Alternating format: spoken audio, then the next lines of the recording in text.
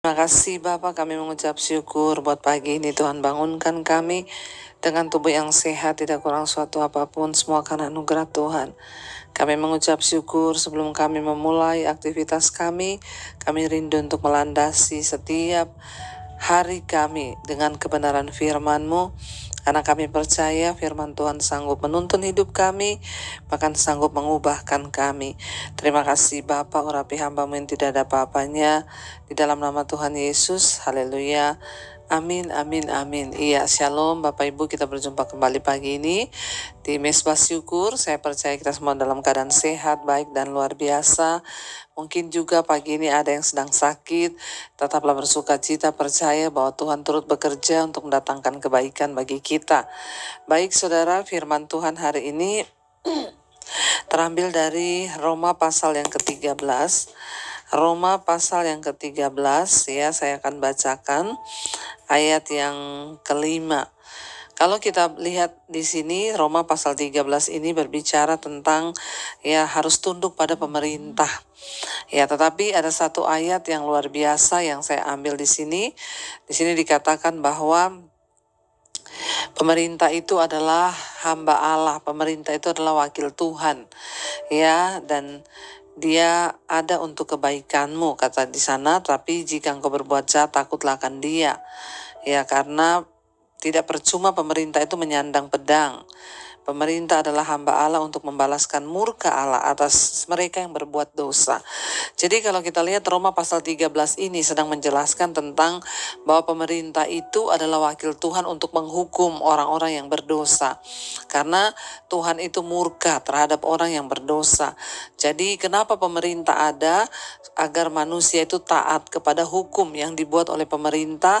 Sebab pemerintah itu adalah wakil Tuhan untuk menjalankan murka ya atas manusia yang berdosa. Makanya kalau ada orang dihukum, ya itu adalah juga pembalasan dari Tuhan, asal memang hukumnya itu benar-benar adil.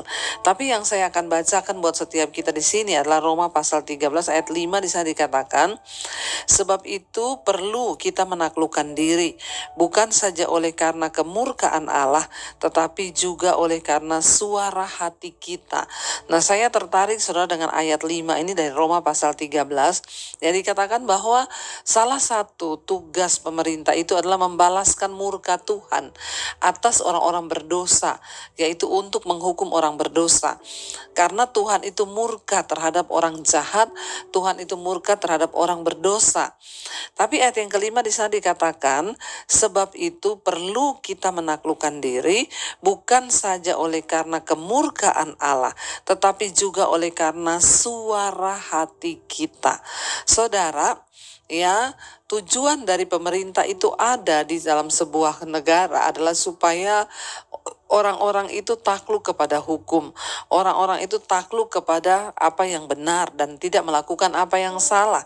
Ya, dan karena itu ayat 5 ini berkata, sebab itu kita perlu menaklukkan diri. Ya, bukan saja oleh karena kemurkaan Allah, tetapi oleh karena ya suara hati kita.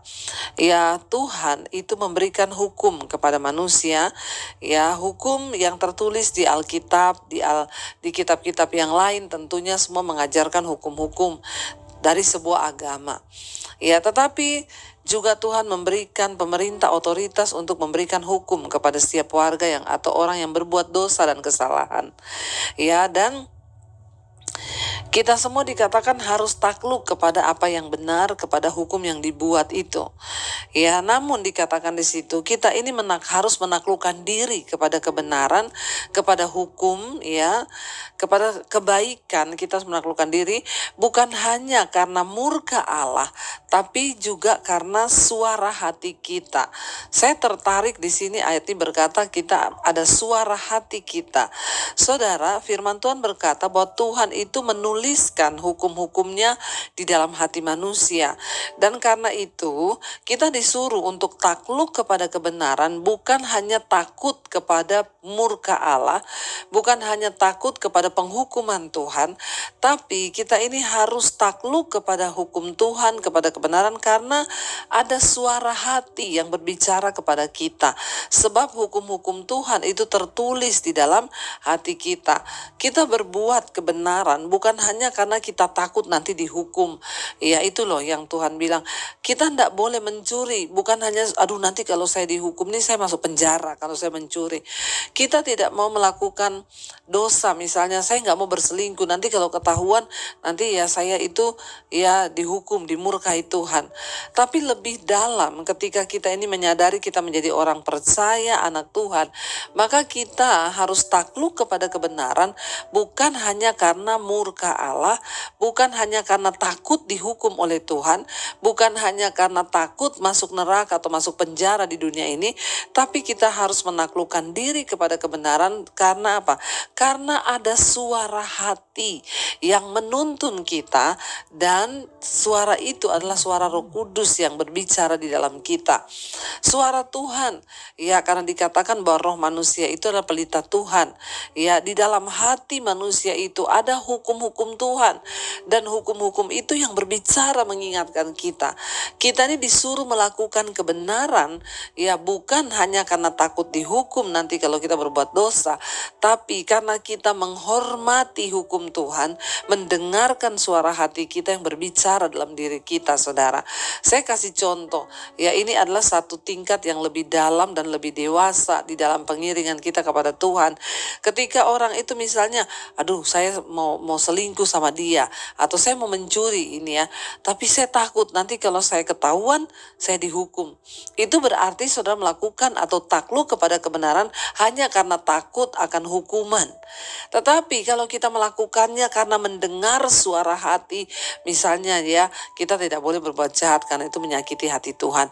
Jadi kita bukan hanya karena takut akan murka Allah, tapi karena ada suara hati, suara Tuhan, suara hukum-hukum Tuhan, suara firman Tuhan yang berbicara dalam hati kita. Makanya saya percaya, saudara, semua orang itu diciptakan dengan hati nurani, saudara. Dan hati itu bisa berbicara kepada kita, mengingatkan kepada kita akan hukum Tuhan, akan sesuatu yang benar. Tapi ketika orang tidak lagi mendengarkan suara hati nuraninya, maka dia akan murtad, dia berjalan mengikuti kemauannya sendiri, dia berjalan mengikuti ya kehendak setan, bahkan berjalan mengikuti hawa nafsunya. Nah, pagi ini Tuhan mengingatkan kepada kita, ya, Roma 13 ayat 5, sebab itu perlu kita menaklukkan diri, bukan saja oleh karena kemurkaan Allah, tetapi juga oleh karena suara hati kita, saudara. Mari kita semua berdoa, ya, biar kita punya kepekaan, Roh Kudus terus berbicara di hati kita, dan kita mendengar tuntunan itu. Sebab kalau kita hanya takut berbuat dosa karena takut dihukum, karena takut masuk penjara, karena takut masuk neraka, karena takut dimurkai Tuhan, itu adalah sesuatu yang sebenarnya salah. Tapi ketika kita menghormati Tuhan, kita ya mendengarkan suara hati kita, itu artinya kita adalah orang-orang yang mengasihi Tuhan. Kita berbuat kebaikan bukan karena takut dihukum, bukan karena takut masuk neraka, bukan karena takut dimurkai Tuhan, tapi kita berbuat kebaikan dan kebenaran karena kita mengasihi Tuhan dan mendengarkan suaranya. Makanya firman Tuhan berkata, karena lebih baik ya mendengarkan suara Tuhan daripada mempersembahkan korban. Artinya apa? Tuhan suka dengan orang-orang yang mau taat dengan suaranya. Tuhan suka dengan orang-orang yang mau taat dengan ya hati nurani. Seringkali, saudara, hati nurani kita itu berkata kepada kita dan kita bisa belajar, ya. Dan saya berdoa setiap kita memiliki kepekaan di dalam Tuhan, ya, biar Tuhan jamah hati kita dan kita juga bisa mendengarkan suara hati kita untuk berjalan kepada kebenaran. Kita terus buka hati bagi Tuhan agar iman dan hidup kita dibenarkan oleh Tuhan. Kita tundukkan kepala, kita renungkan firman ini. Terima kasih Tuhan, biarlah Engkau terus menuntun kami lewat hukum-hukum-Mu yang ada dalam hati kami. Karena itu kami mau membuka hati kami untuk suara Roh Kudus-Mu, untuk jamahan Roh Kudus-Mu, agar hidup kami dituntun dan dibawa kepada segala jalan kebenaran-Mu ya Tuhan.